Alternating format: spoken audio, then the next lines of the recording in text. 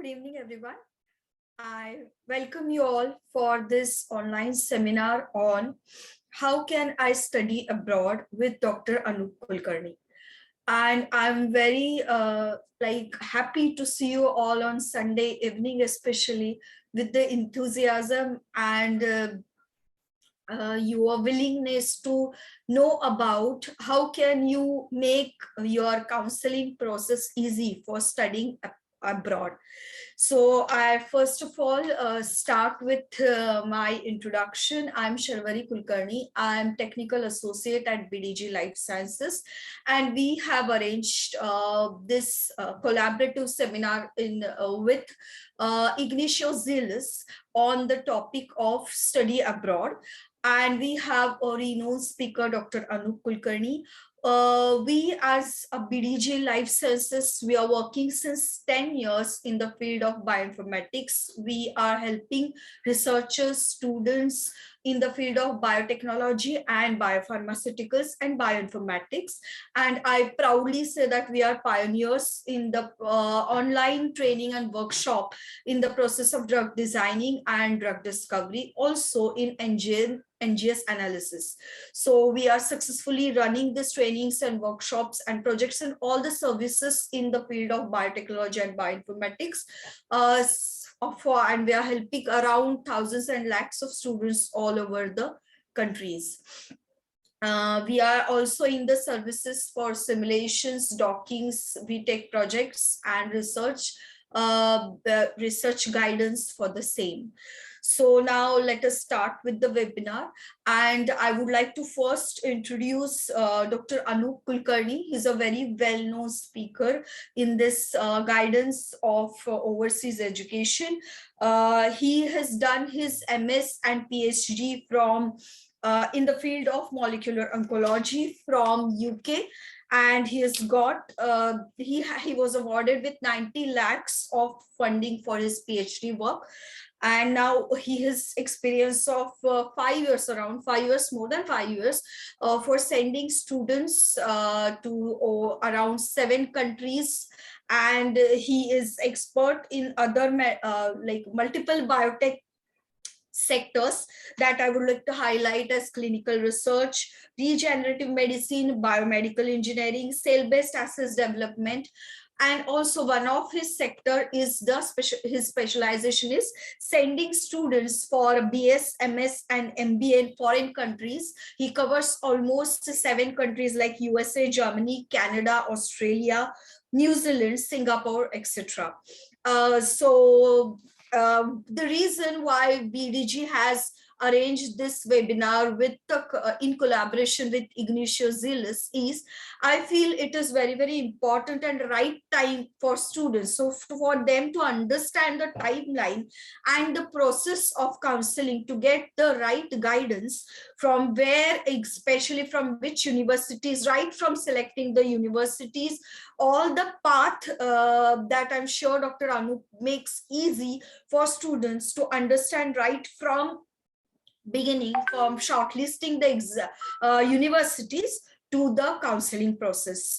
So I definitely am sure that his guidance will be informative, productive, and useful for you.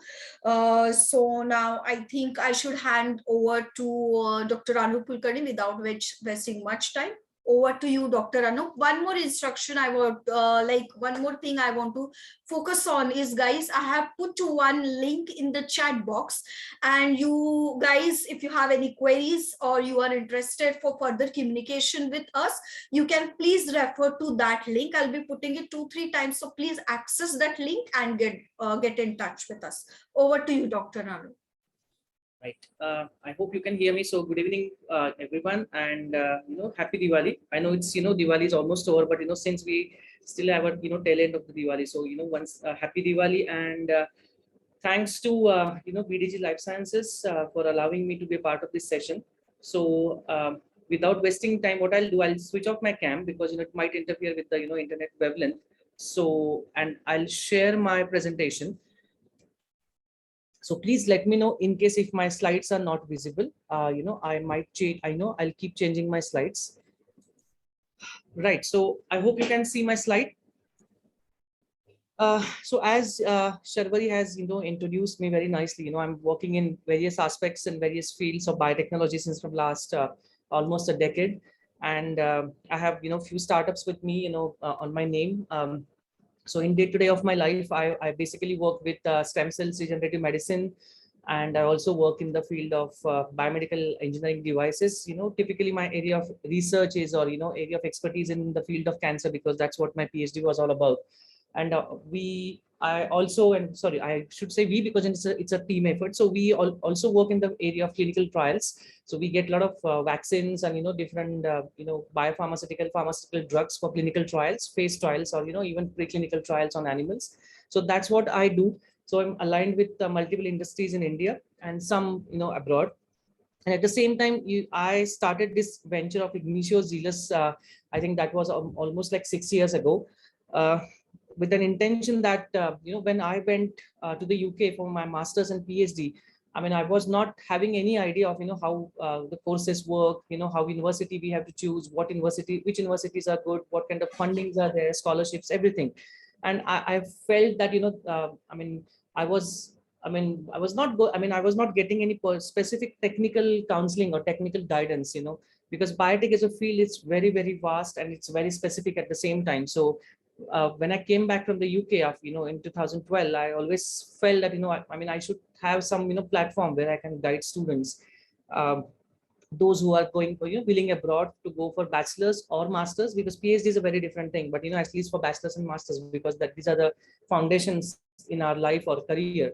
And with that intention, I started with, Ignicio Zealous as a platform where, we do lots of different things like counseling, applications, scholarships, visa, and everything. So, that we will discuss later.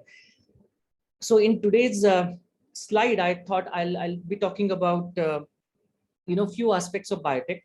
And predominantly, I'll be speaking about the scope of biotech, because this is very important, because I'm sure there are many students who might be regretting, in their lives that, why we opted for biotech. We always had some other options.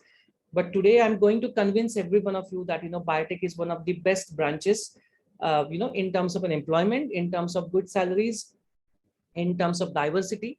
And I'm going to show you some stats, and at the same time we'll be discussing, what kind of jobs are available, and why we have to go or why we have to go abroad for, pursuing our education, or specifically higher education.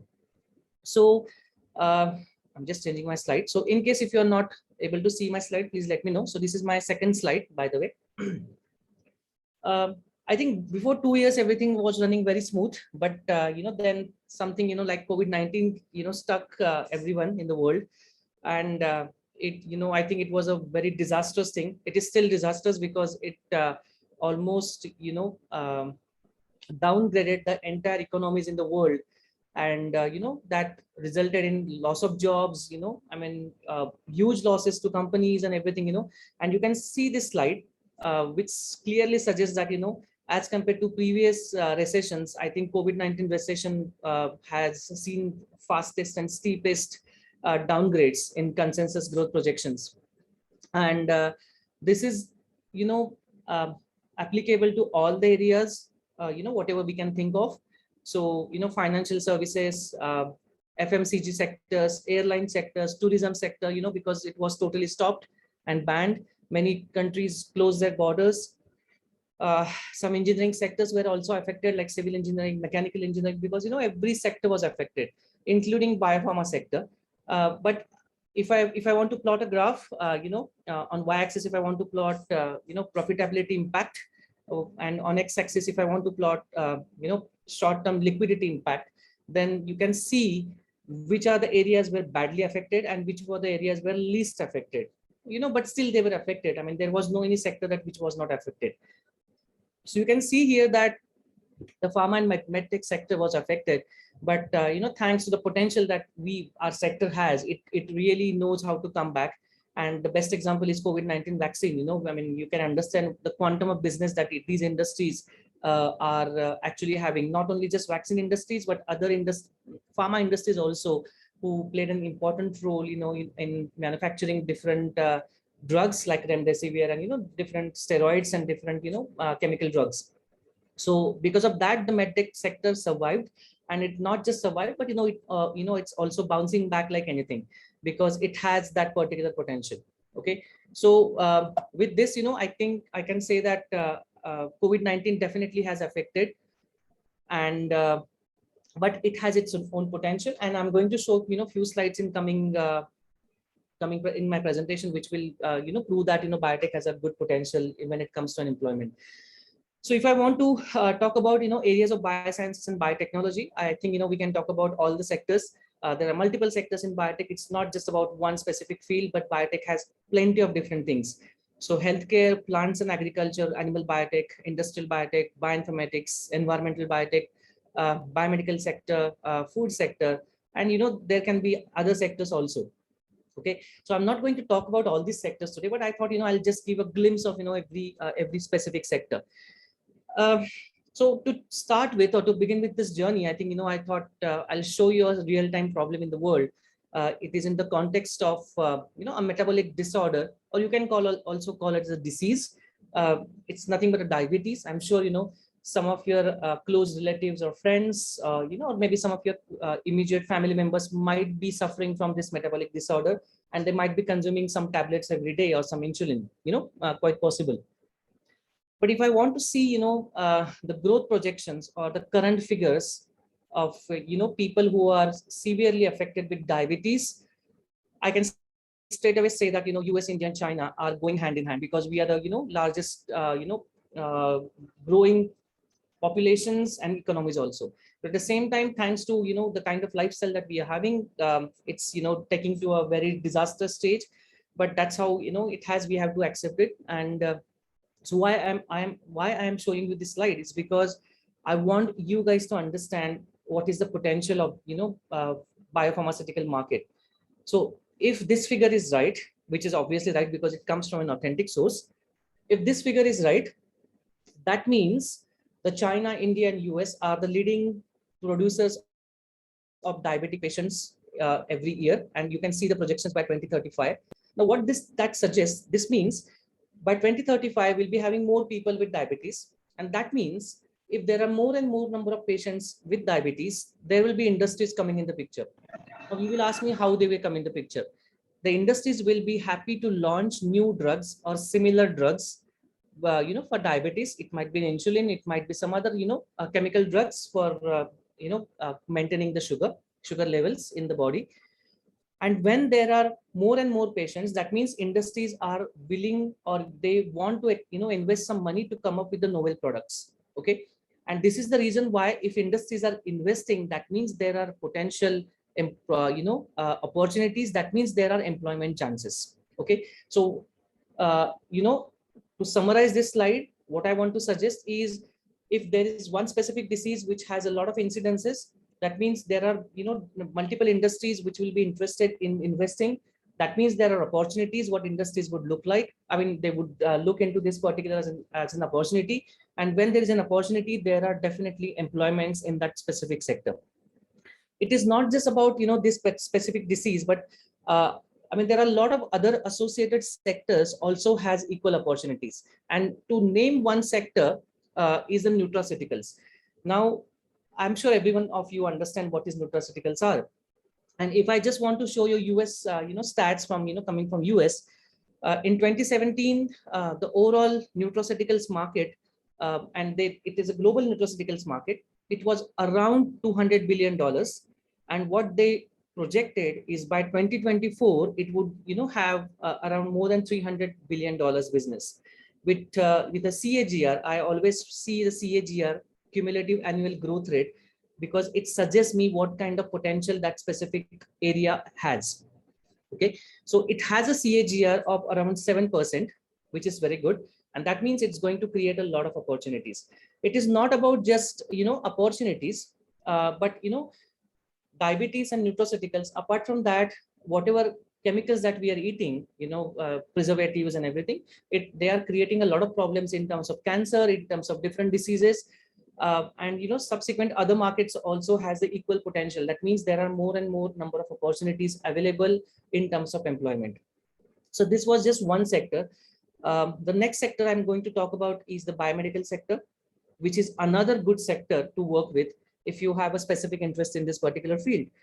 Now, if I want to show you stats, before that, I just want to tell you biomedical sector is not restricted to only one specific, disease or one specific area. Biomedical sector is a huge sector. Even, manufacturing a real-time PCR device itself comes under biomedical devices.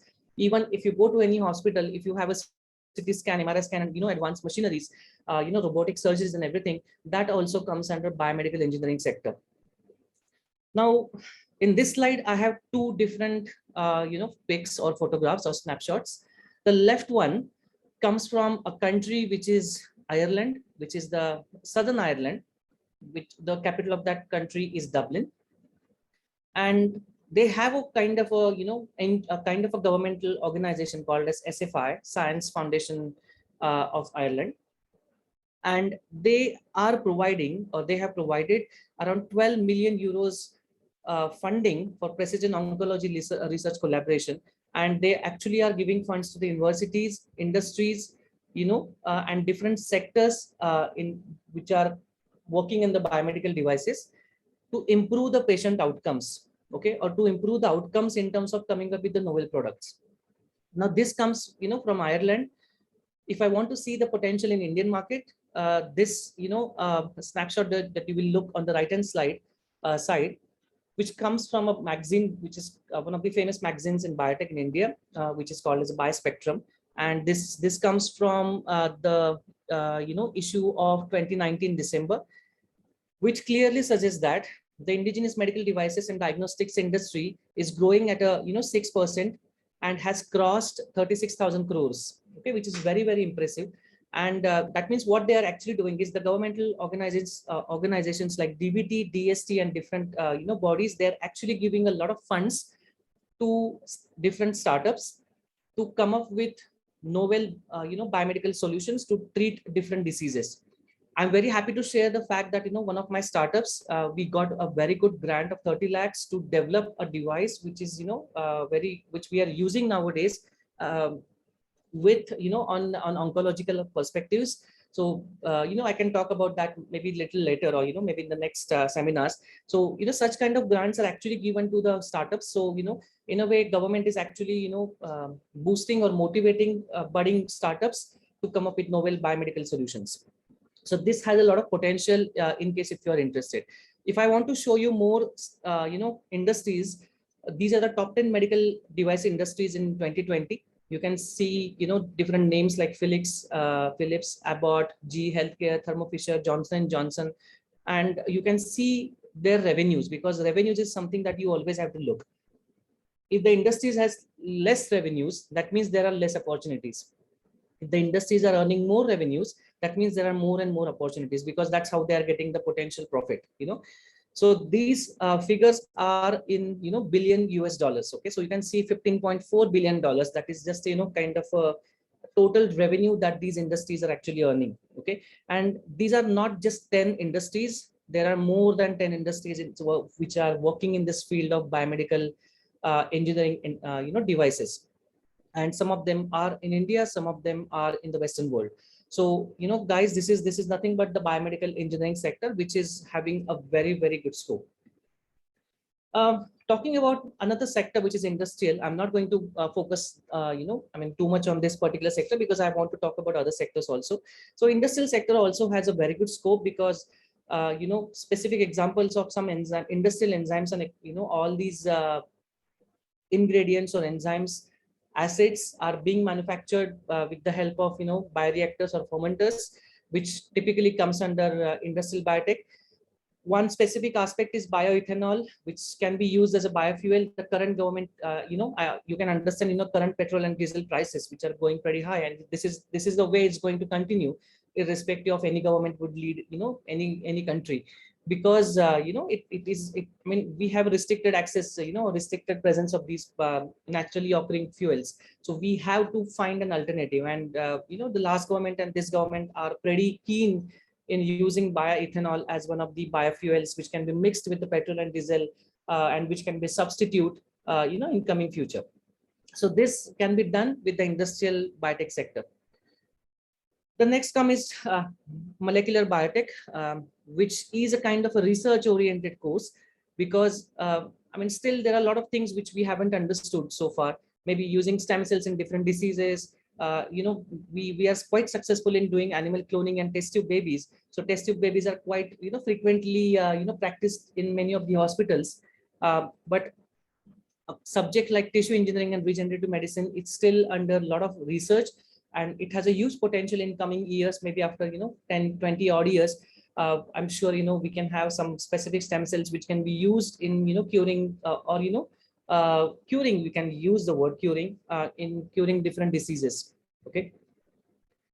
Bioinformatics again is a very promising sector, but there are two different types of bioinformatics. One is a coding part of bioinformatics, which is very important, I feel. And the second part of bioinformatics is actually using the tools of bioinformatics in designing drugs, designing doing some docking to understand exact docking portions, and designing specific drugs, designing vaccines, selecting the drugs when it comes to manufacturing and trials. So there bioinformatics can play a very, very huge role. The healthcare sector. The healthcare sector also has a very, very good potential, because the best example is the COVID-19 vaccine. And you can understand the entire world is waiting for COVID. I mean, the entire world was waiting for COVID-19 vaccines, few months back.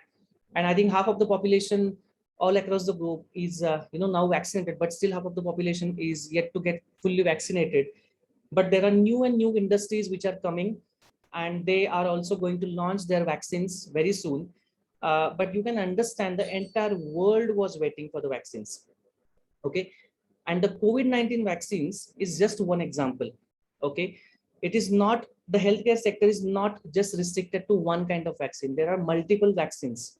There are multiple other products like monoclonal antibodies, insulin, okay, and some other biosimilar products. So the healthcare sector itself, in itself is a very, very huge sector. And one of the sectors is biopharmaceutical sector, which I'm going to talk about today. And specifically, I'm going to talk about cancer sector, because this is the area where I work every day. Okay. And this is a slide I thought I'm going to show you because it has a huge potential. And when I told you at the beginning that biotech is in fact one of the best branches that we have opted, so all of us are very lucky in that sense, because if I want to compare the other sectors like finances, technology, electronics, and others, I can clearly see that healthcare sector is one of the leading sectors in the world, and you can see the profit margin. Okay, so it is going up, and it will be going up because the kind of disease that the kind of lifestyle that we have opted, it has certainly lots of drawbacks, and which is going to create in a lot of medical complications. And their healthcare sectors or healthcare industries would be coming up with novel products, and that's how the profit margins will be very, very high. So it itself is a very promising sector. And on the right hand side, the right below corner, you can see there are multiple industries like Roche, Novartis, Celgene, Johnson and Johnson, all these industries and their margins. So you can see they are again in $1 billion. So the kind of profit that they are earning are like very huge, and that itself suggests that there are more and more opportunities which industries can see. And when there are opportunities, there are certainly employment opportunities there in those specific industries. If I want to have a stats like how many new cancer drugs are approved every year, because I also work in the field of clinical research. So on an average, 9 to 10 new drugs, cancer drugs are launched in the market every year. And that itself is a promising, because it is, if one drug launches in the market, there's a huge potential, because there's a huge team involved in the manufacturing of that drug.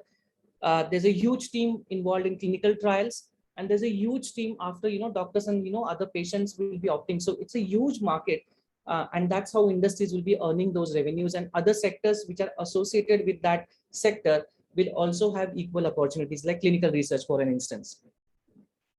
So if I want to see, till now we were talking about what kind of potential this particular sector has.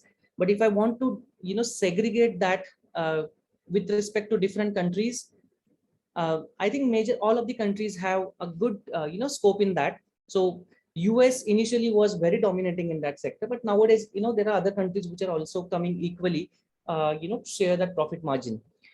For emerging countries like India are also doing very well job, because you can see 2019, the orange, orange portion of the graph. You can see the emerging countries were not doing that great by 2009, 2014, but 2018 and onwards, since India has a lot of pharmaceutical and biopharmaceutical industries, we are actually doing a very, very great job when it comes to, oncological drug development and drug manufacturing. So India has a, tremendous opportunities. This particular sector I'm going to talk about now has a huge potential, because the reason is the previous sectors that we were looking had a cumulative annual growth rate of roughly around 7.5, 6.8. But you can see this graph, this has a, CAGR of almost 50%, 50%. And this sector is nothing but, a biosimilar sector. Now, I'm sure everyone knows what is biosimilar. Just to give you an idea, initially industries used to have patents. Sorry. So initially industries used to have patents, but once the patents are expired, every industry wants to, launch their similar products. That's why we call biosimilar. They are very similar, but they are not exactly same, but they're not very diverse also. Okay. And that's how the biosimilar product works. For an example, if you feel, if you have a fever, you go and buy Crocin. Sometimes you buy Combiflame, so sometimes you buy something else which has a paracetamol in it. So, all come from different companies, and they are very similar products. Okay. So that is something called as a similar. And when it comes to biopharmaceutical industries, we call it as a biosimilar. So this biosimilar sector actually started, coming in the scope from 2014, because most of the patents started expiring, 2012, 2013 onwards. And you can see where this particular biosimilar sector has reached now. And the most important part of this is the area in biosimilar, or the focus of biosimilar production has shifted from US to Europe, and Ireland like countries are playing a huge role when it comes to biosimilar. So this is a very, very important thing that we have to understand. Otherwise, everyone talks about only US, but I'm not against US or any specific country. I just thought, this is very important that we have to understand that Europe is the highest revenue region through 2020, and this is going to get continued for another 10-20 years because of the policies of Ireland government, and thanks to the US government, because they are outsourcing a lot of projects when it comes to biosimilars market. I think I'll cover this slide also because it comes from clinical trials. So initially, it was a very kind of a dominated business that US used to have in the field of clinical trials, and other countries were hardly involved. A country like India was not even doing great. But when I see this, the perception, or the overall growth market in clinical trials, because I'm working in this field of clinical research since from last almost like 4 years, and I can see that there are lots of different industries from Western world are actually willing to carry out clinical trials in India, because let's say we are a cheap labor, or the dollar and rupees rate are very significant, and that's how they want to save money and do their trials done. And they actually are looking for new companies who are actually good, dedicated, doing everything legally. So we are having a lot of clinical trials, and not only Western trials that are being done in India, but also Indian pharmaceutical and biopharmaceutical industries are also doing a lot of clinical trials, which has to be done. It's a mandate. Without clinical trials, nobody can launch any drugs in the market, because it should be approved by the DCGI, which is an Indian governmental body, who approves the drugs to be marketed or not in India, pan-India. So some of the top industries in this field of biotech: Syngene, Pfizer, Mylan, some of them have a presence in India. There are some industries like Roche, Merck, Amgen, Invitrogen, Bristol Myers Squibb. They are the Western dominated business. They also have some Indian presence, of course, because we have these industries in India also. So, to sum up with that, what I've talked about in last, let's say, half an hour is different areas in biotechnology. And specifically, I was focusing on healthcare sector and biomedical sector. out of other sectors. And one thing we have seen is there are potential, opportunities which are actually, which industries are looking into, and they are having a very good profit margin, it's in $1 billion. And when they are earning, that means there are new projects coming. And, when there are new projects coming, that means they need people who actually work on those projects. And that's how we have to understand the employment part. Now, I'm sure, still it might be possible that you won't believe me. Whatever slides I have shown you, I don't want you to believe me, because you should not believe me, because you should know actually what is happening, whether whatever I have told you is right or wrong. So to do that, what you can do is, if you are on LinkedIn, you can, go on LinkedIn and, like these pages of every industry, like Pfizer, Sanofi, Invitrogen, Lupin. There are so many industries in India. I just have shown you the, logos. And what I can bet you is, every day you will see that they are hiring. They will have advertisements that, we are hiring for specific, these particular posts. And that is how you can understand whether the specific sector has a scope or not. Okay. So what we have seen so far, I've just told you. And in a conclusion, I can say that biotech and its allied fields have a huge scope, demand, and potential. There are plenty of jobs, or plenty of job opportunities, but the "but" is very important word, because in India we have seen that there are so many students, despite of having good marks or academic credentials, they don't get jobs. And this also is a truth. The coin has two sides, and the second side, and both sides are equally valid, because I work with industry, so I know that there are so many potential students who come for interview, but they are rejected straight away.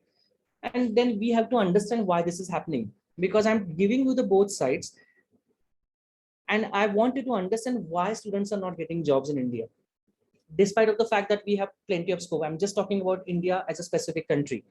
Now, when it comes to job opportunities or job openings, the industries actually are expecting that every candidate should have a skill sets, specific skill sets. Now, this is a specific word I'm using, and I'm going to use it for, in rest of my lecture, because skill sets is very, very important. Now, what is a skill set? For example, if you are hired by an industry who is actually going to produce COVID-19 vaccine, right? So those industries actually expect students should have a skill sets, like, for example, handling real-time PCR. At least if you should know how to handle real-time PCR on your own, you should know how to troubleshoot that particular piece of instrument. You should know, how to run different instruments, like, HPLC, and other instruments which comes into downstreaming and upstreaming. And if you have those specific skill sets, then and then only industries would be would be very happy to hire you.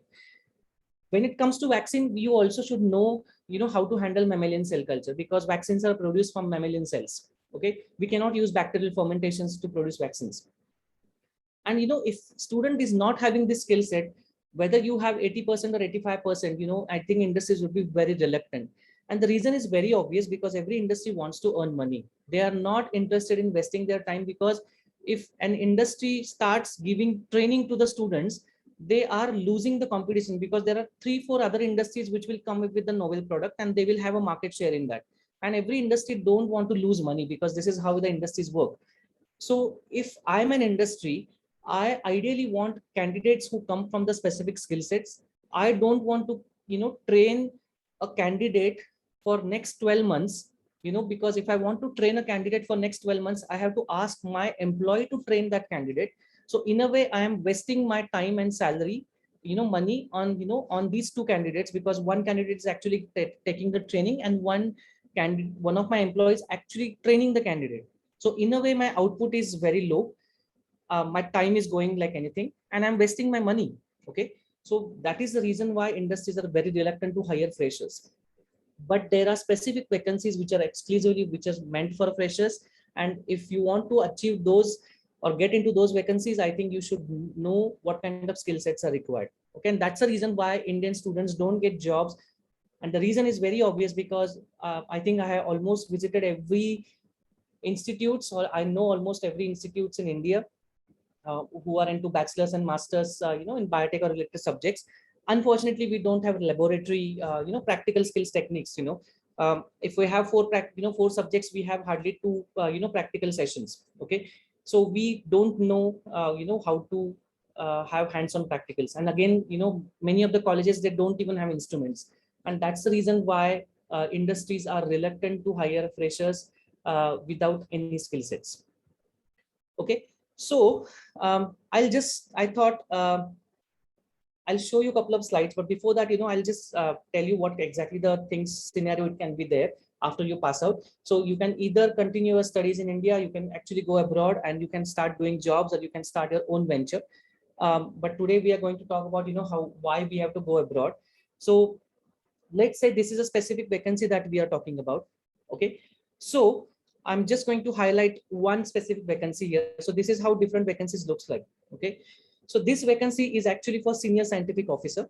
Okay, and what they're expecting is you should have 3 or 5 years of experience where in mammalian cell culture. Okay, like you should know how to have, handle different cell lines, optimization, transient transfections, cloning, and everything. And you should also know, cell bank preparations, ELISA, and some other tools also. So if you have these skill sets, then and then only it makes sense that you apply for this specific position and you can get hired. Okay, so this comes from Zydus Cadila, if I'm not wrong. This comes from Pfizer, which is based in United States. So they have an opening for scientists, let's say, for example, and what they're expecting is a candidate should have a laboratory focused role to explore a very, very specific thing. Okay, so this specific vacancy is for tumor immunology. So they want a candidate who has worked on tumor immunology aspects, okay, before. So if you feel that you are the candidate, you have an exposure for these specific things, then only you can apply, and then only I think you have a very fair chances of getting selected. Okay, so this is what we have to understand, that what kind of vacancies are there, and in order to crack those vacancies, what kind of skill sets are required, because every vacancy has their own skill sets, responsibilities, and unless and until you understand those responsibilities, and if you're not equipped with the skill sets, it doesn't make any sense that you are applying every time you'll be rejected. Okay, so why we have to go abroad? I'm just going to switch my presentation to the next half of the presentation. So first half of the presentation was all about what kind of vacancies, what kind of opportunities biotech sector can have, and we also discussed that despite of that fact, students are not getting job with obvious reasons. Now why we have to go abroad is because you want to develop those skill sets. Now what makes what is the difference between the Indian institutes and the Western institutes is very clear. The Western institutes have their curriculum considering the opportunities in the industries or in research. Second thing, they get very, very good grants. Okay, third thing, because of those grants they can procure very expensive piece of instruments. For an instance, one of my friends who works in Ireland, who is a dean of sciences, he has a microscope which is the price of that microscope is around 16 crores. Okay, there are hardly 8 microscopes in the world, and one of those is in his lab. So those expensive piece of instruments are very, very important, and unless and until you have those, it is very difficult to learn those skill sets. So to learn those skill sets, I think it's very important that you might be interested in going abroad. So these are some sorry, there's a train passing, so you might hear some disturbance. So what are the common reasons for studying abroad? Is first, experience the world without borders, expand your knowledge base. I think that is very, very important. You might end up in having a foreign language if you go to some non-English speaking countries. Find yourself, and there are specific courses which I'll be talking about in next few slides, and most importantly, get a job advantage on the market. Okay, okay, I think there is some artwork somebody's doing, so I don't know who's that. Fine.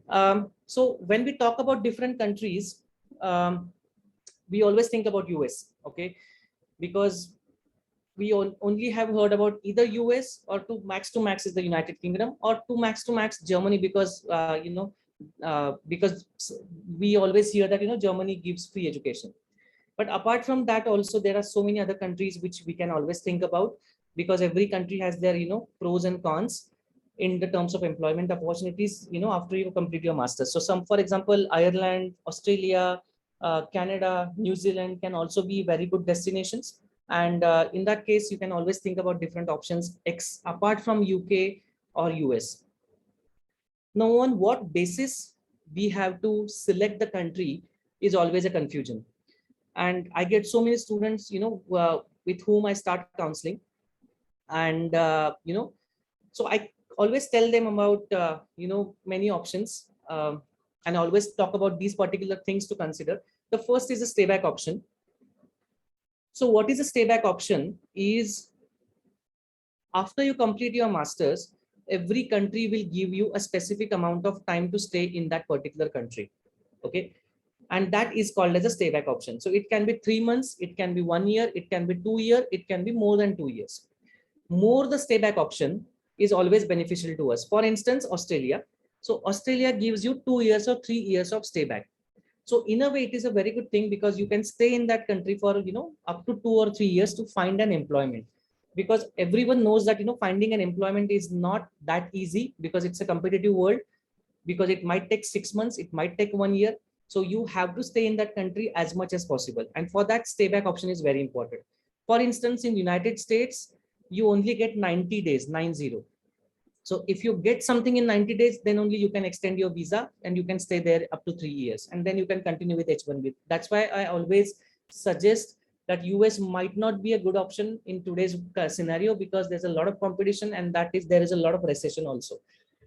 The next point is course and its relevance, because it matters a lot, because the course that you will pursue in your higher education will have an impact in your jobs. So you have to, be very careful in choosing, or while choosing the course of your interest, and it should have some relevance with the industries.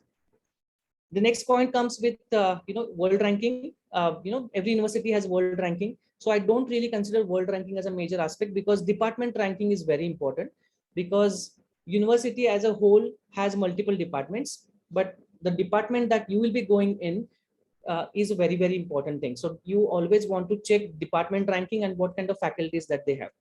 The next point is industry and research scenario. So you always have to check what kind of industrial opportunities that you will be having, and what kind of industrial job openings will be there in that country and also in India. Because if you come back to India after certain time, you always want to check that the course that you are going to pursue has any relevance or any opportunities there in Indian Indian industries.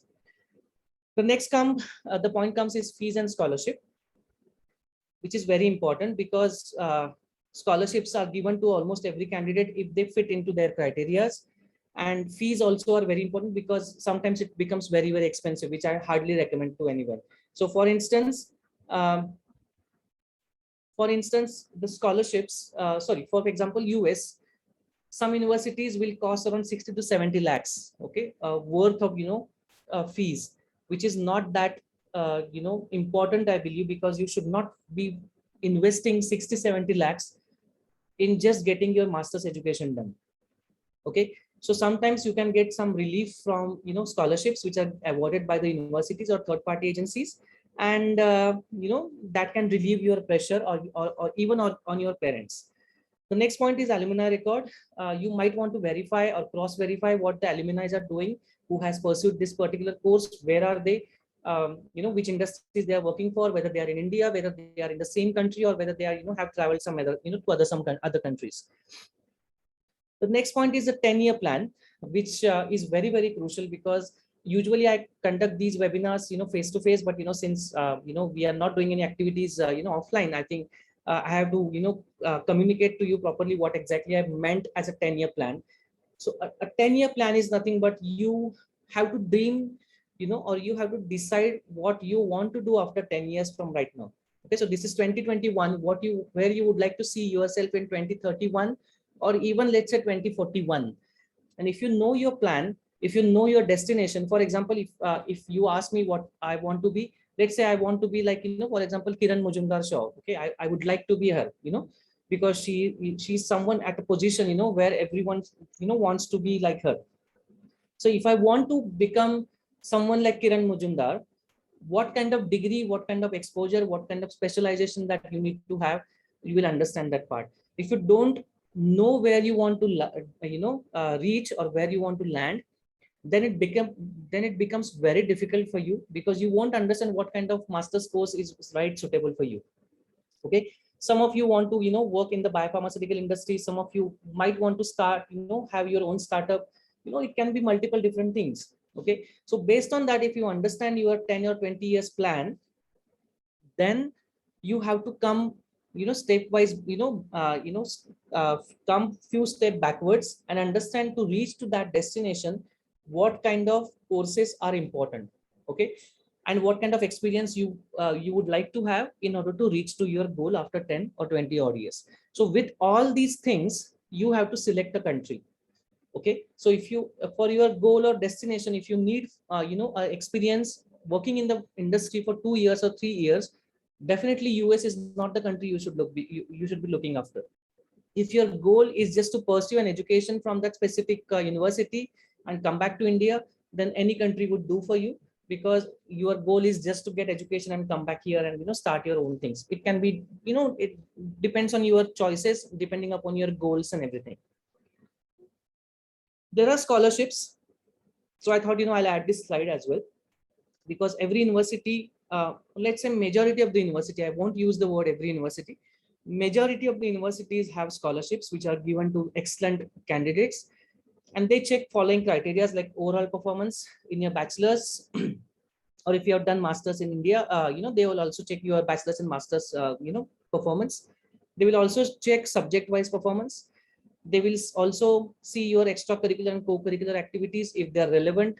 Then they will see what kind of project you had and what kind of practical exposure that you had in terms of different instruments, different techniques, and how focused and how well versed you are with the curriculum. And if you have any work experience, which is not at all mandatory, but if you have a work experience, that is a kind of a cherry on a cake. So that also will be considered while giving different scholarships. Right, I think this is very, very important slide, because this slide creates a huge confusion amongst the students, because every student comes with some kind of false information, or sometimes they are very confused. Some students tell them wrong things. They are always misunderstood.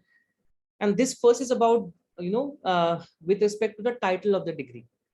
So for example, MS and MSc. Now, most of the European universities, they would offer a title which is called as an MSc. So they will call their degrees as MSc Cell Biology, MSc Biopharmaceuticals. Where if you go to US, Canada, they will call their degrees as MS Biopharmaceuticals, MS Cell Biology. And students have a misunderstanding that MS degrees are very valid all over the world. MScs are not valid in anywhere. So first of all, this is very wrong, because both MS and MSc stands for Master of Science. It's just that letter C which is creating a lot of confusion. And US is very smart with that, because they already have removed that C word. And that's the reason why they call their degrees as MS. And European prefer, they are very traditional. They always think Master of Science should be MSc. Okay, that's the only difference in between the two words, MS and MSc. Otherwise, there is no difference in terms of quality of education. There is no difference in terms of equivalence, recognition all over the world. There is no difference at all. So MS, MSc, both are same. There is something called as a new variety called as an MEng, which is called as a Master of Engineering. So instead of Master of Science, they call their degrees as Master of Engineering. So again, some universities feel that, let's say for example, fermentation technology, some universities will feel that this is a science subject. Some universities will feel that no, it's an engineering subject. So the engineering department in those universities will conduct this particular program of, let's say, masters in pharmaceutical engineering, or let's say bioprocess engineering. And that's why they call their degrees as MEng, while some universities will still call them as, MSc or MS in bioprocess engineering. So that is the only difference. Otherwise, quality wise, content wise, there is no difference. So in conclusion, MS, MSc, MEng, EMBRACE, all degrees are very same. So don't get confused with the letters. You should be very much, concerned about what is the content of that curriculum. Okay, so don't go with, because MS looks good, MS in cell biology is better than MSc cell biology. It is not like that.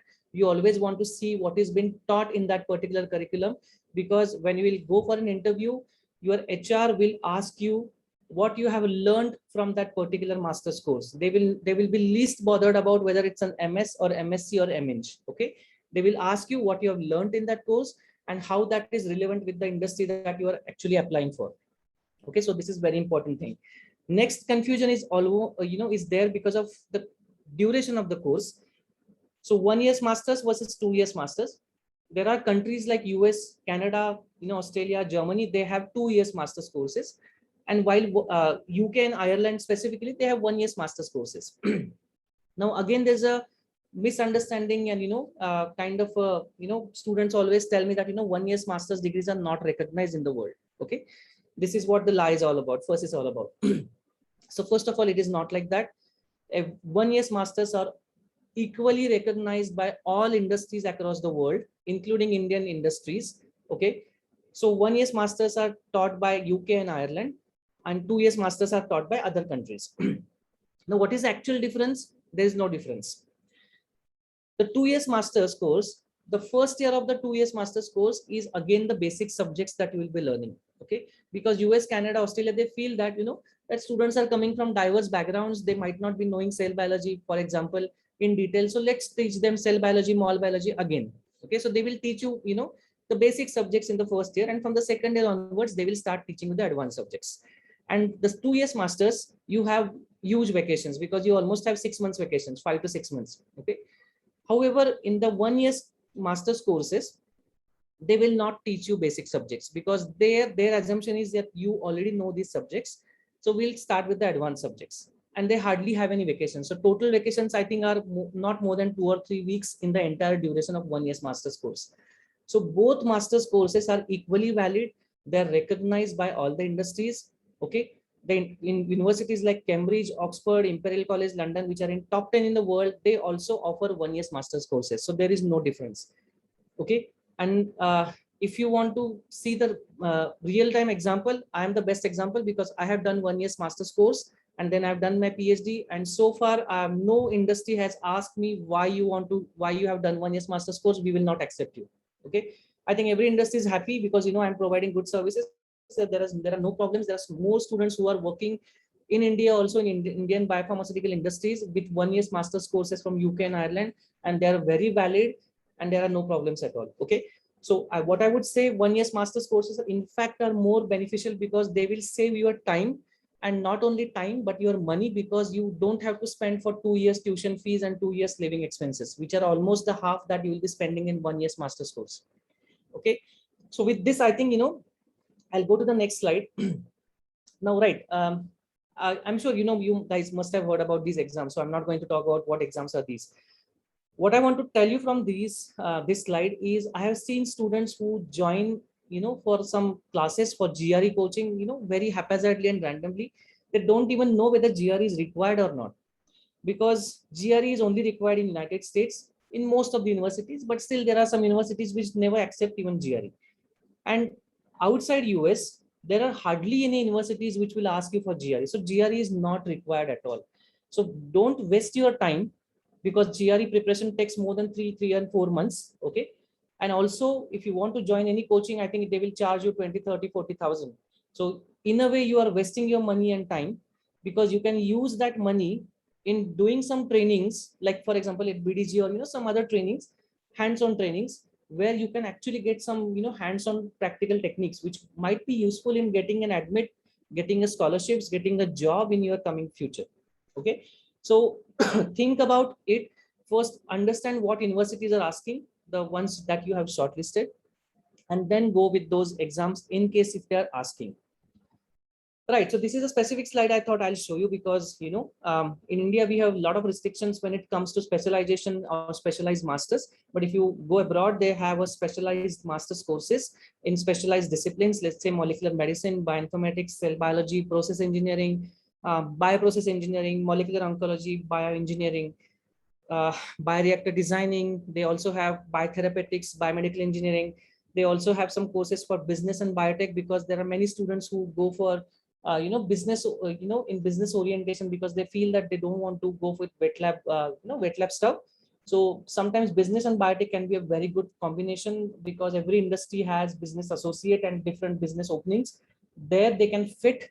Um, some specialized courses also have, are in the field of clinical research, toxicology, regulatory affairs, which are also equally important, because without those, no industry can run successfully. There are certain business programs also, those who want to quit the biotech background or life science background and want to go ahead with the business background. So there are specific courses like business with law, which are very important, because every industry wants to have their products patented, or in the context of IPR, intellectual property rights. So there are candidates like bachelor's in biotech with master's in business with law is a very, very good combination. And there are other combinations also: business with accounting, business with economics, business with international management, business with financial management, entrepreneurship. There are huge number of courses that these universities are offering, which unfortunately Indian institutes are not offering the way they should actually offer. Right. So I'm at the end of my presentation. So I thought what I'll do, I'll put some nice logos of the universities in different countries. Let's say from UK, these are the top universities, when it comes to the global ranking. Some of them are in top 10, some of them are in top 50 in the world. Like, for example, Oxford, King's College London, Imperial, Cambridge, Glasgow, of course, Manchester, and, the list is very long. Some universities from the United States, Cornell, you have Harvard, you have California, Stanford, Johns Hopkins, Vanderbilt, you have University of Pennsylvania, UC Berkeley, and Ohio. Again, US is very huge country, so they have huge number of options.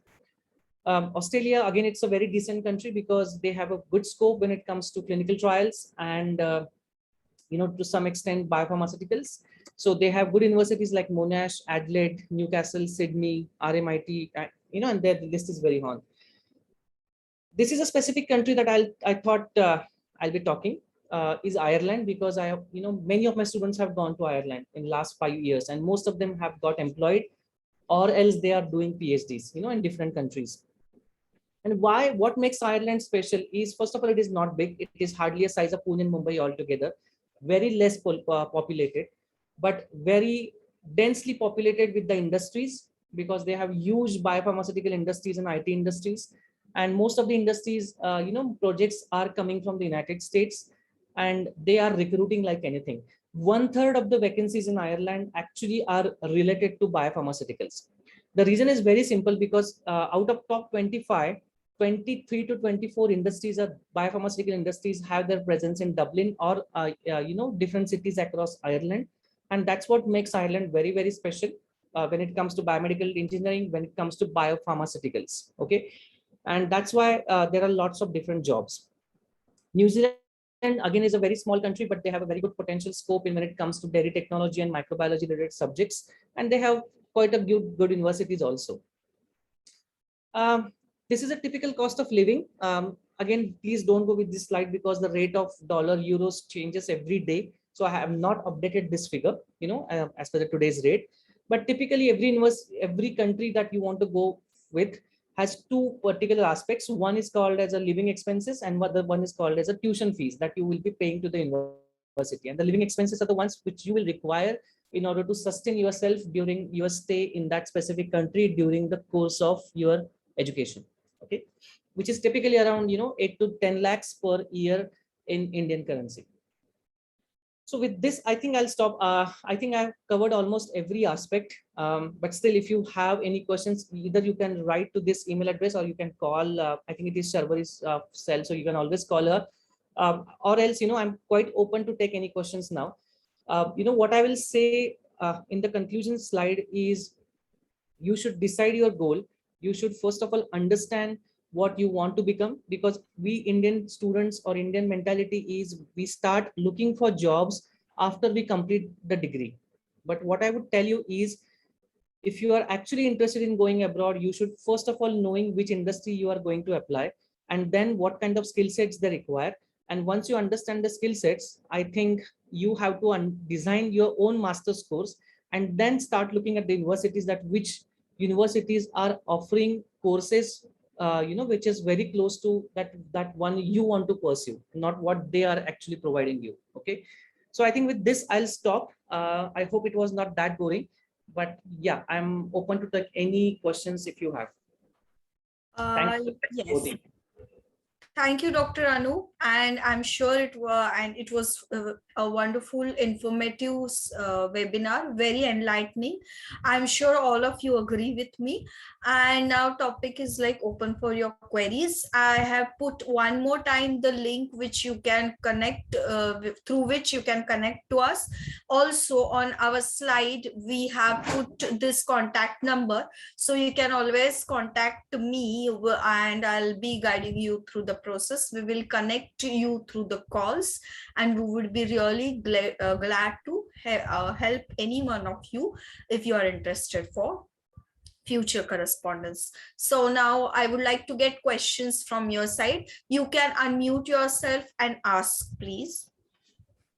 Yeah, I think Sharvil, there are a couple of questions I think which I'll answer first. So Sure, Anu, sure. Chandrika, she has asked me, can you elaborate on the countries currently working towards regenerative medicines? Yeah, that's a good question again. I think there are plenty of, there are a few countries which are quite, closely working on regenerative medicine. One is United Kingdom. The second would be United States. And to some extent, I think Australian universities are also working on regenerative medicines. So these three English-speaking countries are pretty good when it comes to, regenerative medicine sector. So I hope I have answered your question. And I think one question from Samiksha, can you tell me about German universities? Yes, definitely German universities are pretty good. I think, there are many aspects which I haven't covered because of the time constraint. So, I can, I'm very well, open to answer your questions, because at least, I can try and explore some of the things which I haven't covered. So talking about German universities, there are two things I would tell you. First of all, Germany is a country which is more research based, unlike the applied field. So there are two types of, fields that we always talk about. One is called as an applied masters. The other ones are called as a fundamental masters. So fundamental masters will give you opportunities in research. It can be academic research, but applied masters will give you opportunities to work with industries. So Germany is pretty good when it comes to fundamental research because they have a very good infrastructure. But there are two things I would tell you. If you want to go to Germany, you have to make sure that you want to continue with fundamental research, not with the applied, because Germany doesn't have more industries. Okay. So in a way itself has a huge kind of a drawback, I would say. The second thing I always tell everyone is, you should be actually targeting English speaking countries over non-English speaking countries, because it makes a huge difference when it comes to job. Because if, let's say, for example, there are two candidates who are coming from UK and one is from, let's say, Denmark or other non-English speaking country, the kind of mentality that Indian industries has or Indian HRs has, they always, they don't know, first of all, what universities are there in different non-English speaking countries.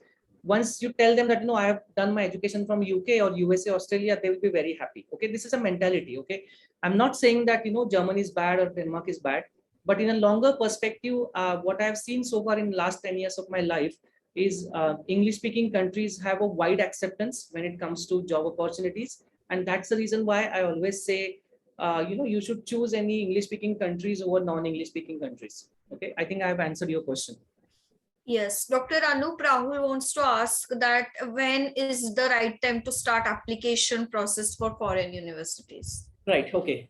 Yeah, that also a thing I haven't covered in my presentation. So everything starts 1 year before. So ideally, if you want to start your course in September 2022, the applications already have started in this last month of October.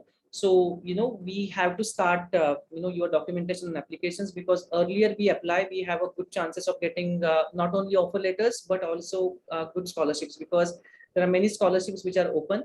And some departments have their own scholarships. So, they are always like first come, first serve basis. So earlier we apply, I think we have everything, a picture clear in front of us, in advance, like, 6 or 8 months before. So I think we have to start your process. It's already started. Okay. Sir, Dr. Anup Shrikant wants to ask that he's looking out for masters in biotechnology and he has done his B pharmacy and he is looking for UK. So can you suggest some good universities there? Right. Okay, Shrikant. First of all, there are many universities in the UK. Let's say there are 150 universities in the UK. So, I mean, I cannot just name one or two universities because it will be quite unfair with the other universities also. But if I want to just name few, Manchester, Birmingham, Sussex, Glasgow, Edinburgh, might be, some of the good universities.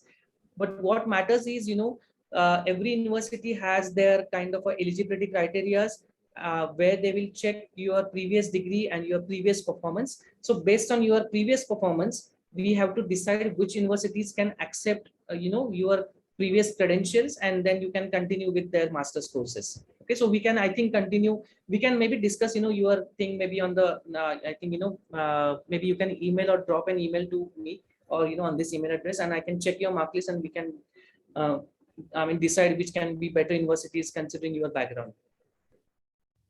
Okay.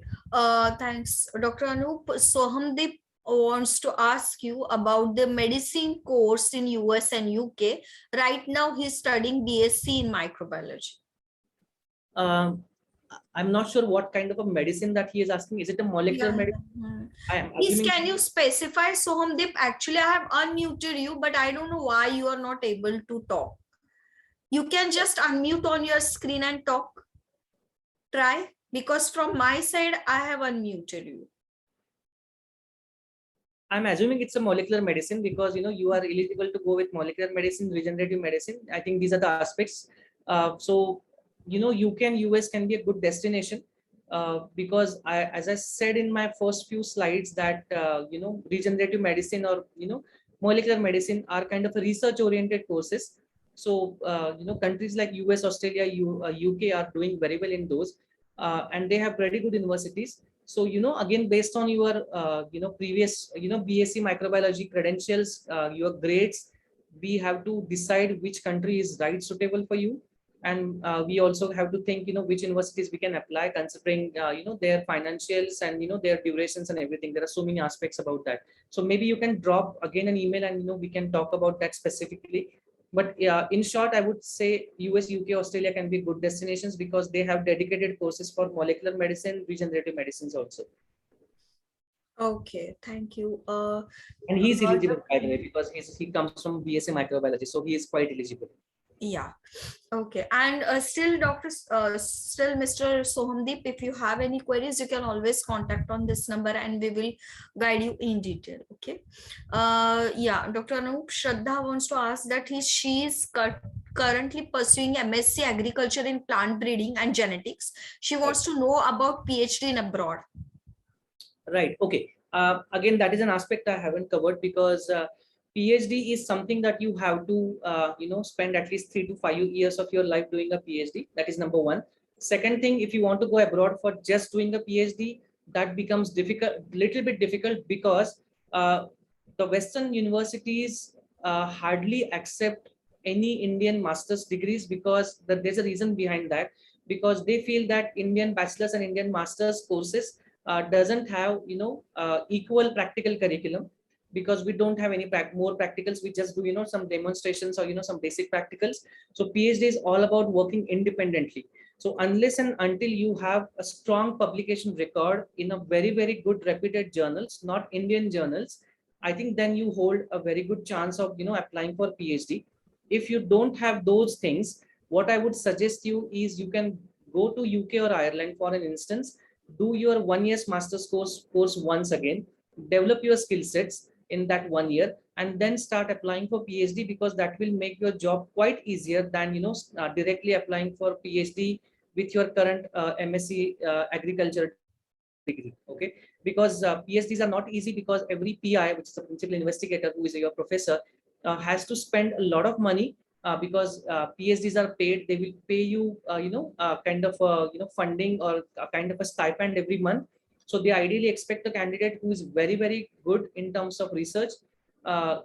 He or she should have done some previous research, has some publications, is very good, well versed with different practical techniques, if you have these things, definitely good. Otherwise, I would suggest you to go with 1 year's degree, master's courses, and start directly applying from there for the PhD programs. All right, thank you. Next is Gunjan. She wants to ask that she's done MSc in bioinformatics. Please suggest me where should I go for my PhD? Again, I think I have answered you half of the question. That directly going for a PhD might be difficult unless you have a strong research background and which is proven by your publication. But answering the half of your part is there are many universities across the globe which are doing a lot of bioinformatics research.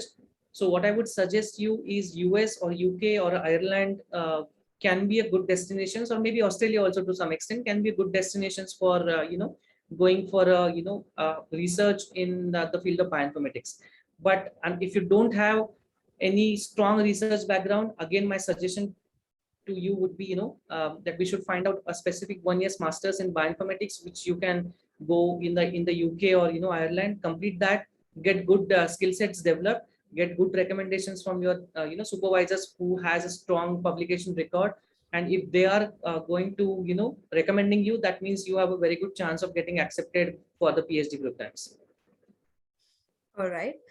Okay, thank you. Dr. Anup, next is Sharon. She wants to ask that can students with BSc Zoology enter into applied fields like developmental biology, and will the course be okay in India? Okay, first half I have understood that being a BSc Zoology, you can enter into applied fields for sure. However, developmental biology is not an applied field. It is a research oriented field because my master's was in developmental biology or developmental genetics. So it's a fundamental research branch.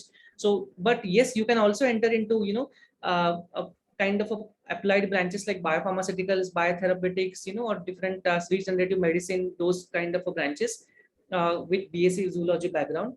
And I think I haven't understood what you mean by will the courses be okay in India? I don't know what exactly you want to say. But are you saying that whether those courses will be accepted in India? If that is, I think so. then, Yeah, yeah, I so think so. those will be accepted in India, of course. Otherwise, there is no point in going abroad, right? I think she has asked other question also. Will it be okay to pursue masters in Japan, or will it be better if I choose UK or USA? I have told you, any English-speaking country would be good because they always have a wide acceptance when it comes to employment opportunities.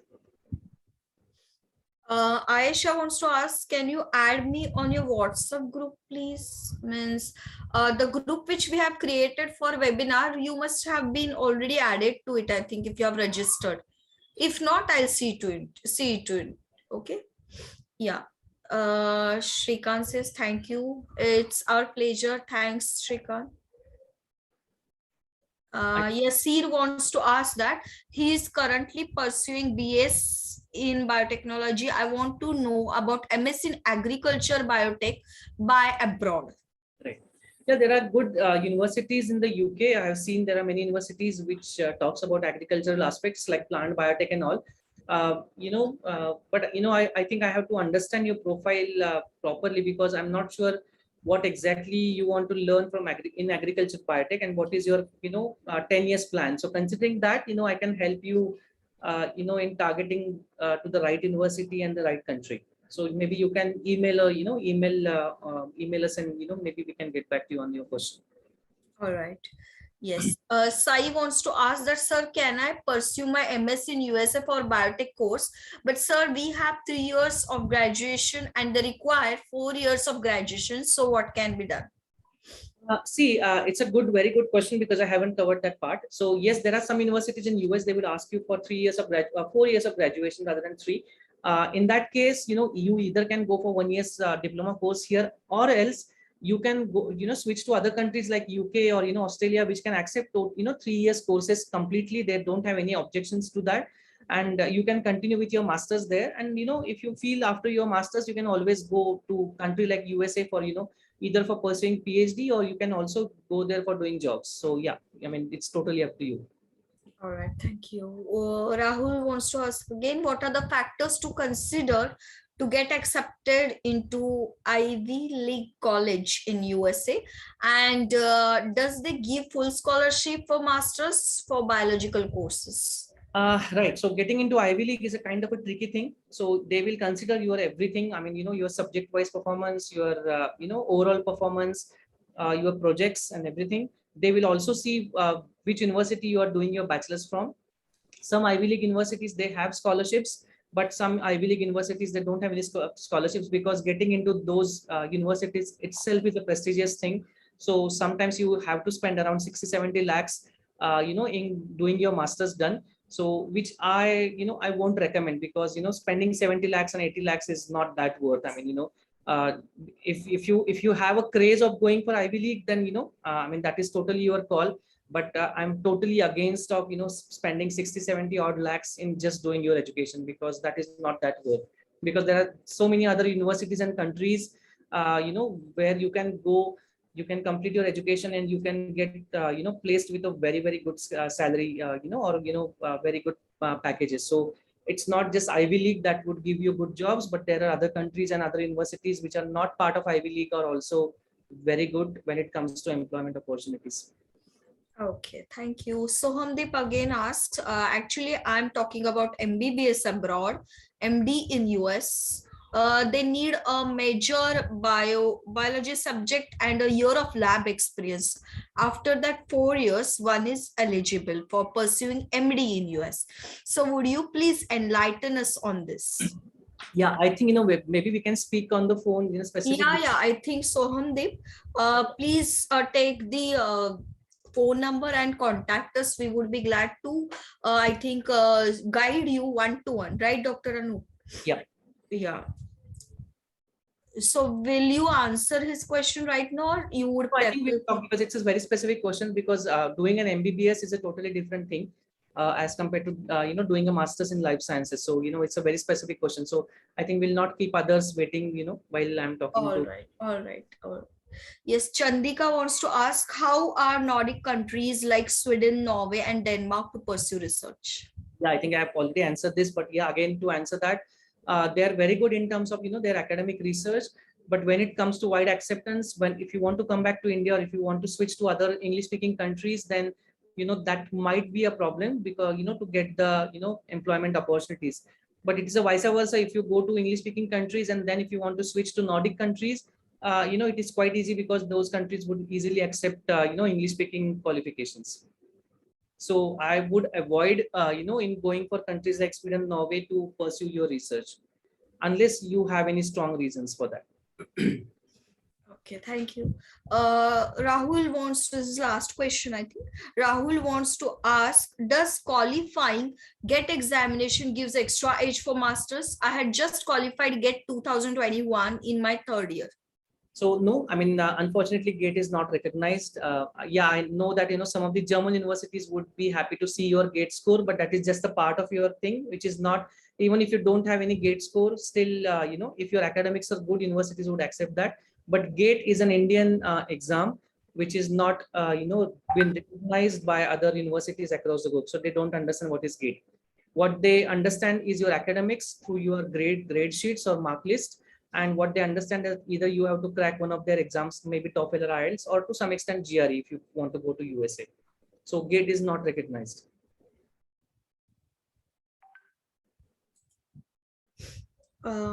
Yes.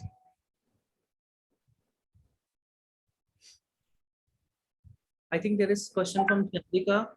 Again, I'm pursuing BTech in biotech. For what countries accept students for direct PhD in countries? I think I have told you, if you don't have research background, no countries would accept you. If you have a research background, if you have strong publications, then every country would accept you. You have UK, you have Germany, you have Ireland, Australia. Every country would be happy to recruit you, unless assuming that you have a good research publications. If you don't have, then no, unfortunately, they won't accept it.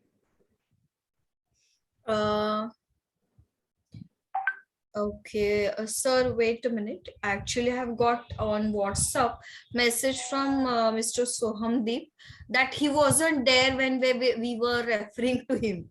So I would like to again, yes, Sohamdeep, please put in the chat box if you can hear me.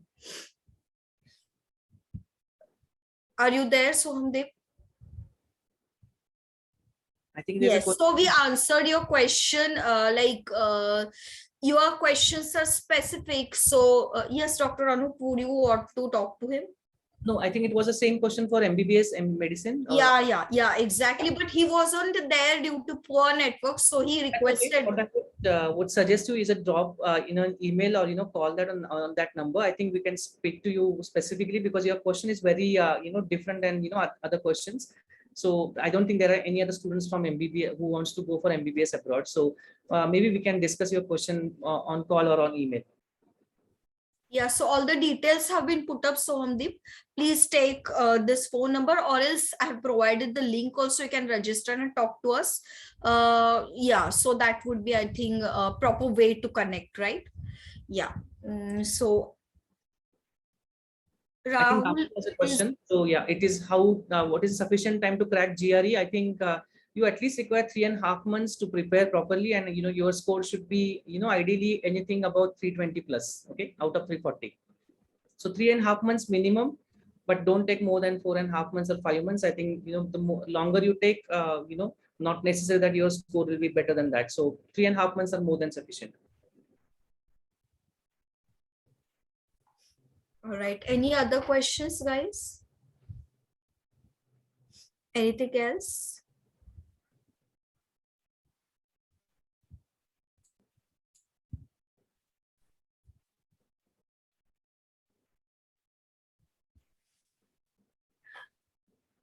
So Dr. Anup, shall we conclude the session?